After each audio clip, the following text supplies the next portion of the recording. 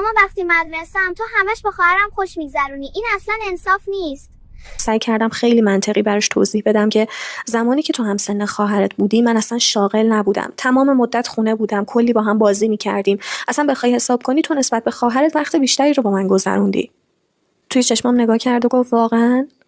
پس چرا چیزی یادم نمیاد؟ خیلی ناراحت شدم. اشک تو چشام حلقه زد. بهش گفتم شاید تو یادت نیاد، ولی من تک تک اون خاطراتو یادمه. ازم خواست چند تا از اون خاطراتو براش بگم.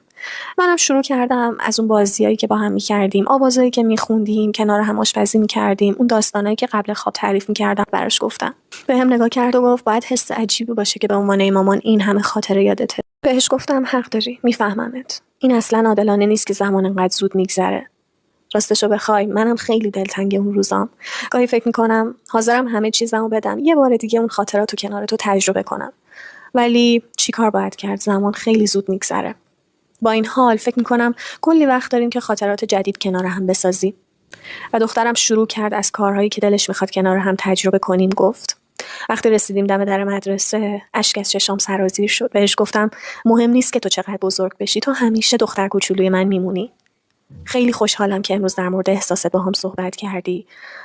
ببخشید، واقعا متاسفم که اولش تلاش کردم در لحظه همه چیزو درست کنم. خیلی احمقانه است که فکر کردم باید با منطق همه چیزو درست کنم.